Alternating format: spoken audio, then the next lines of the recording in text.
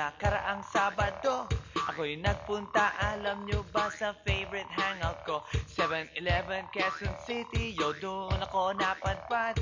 Walang katao-tao doon, and yo, it was so sad nang may biglang pumasok isang chick, ang ganda. Nakakainis, walang mintis, pati ang kutis niya.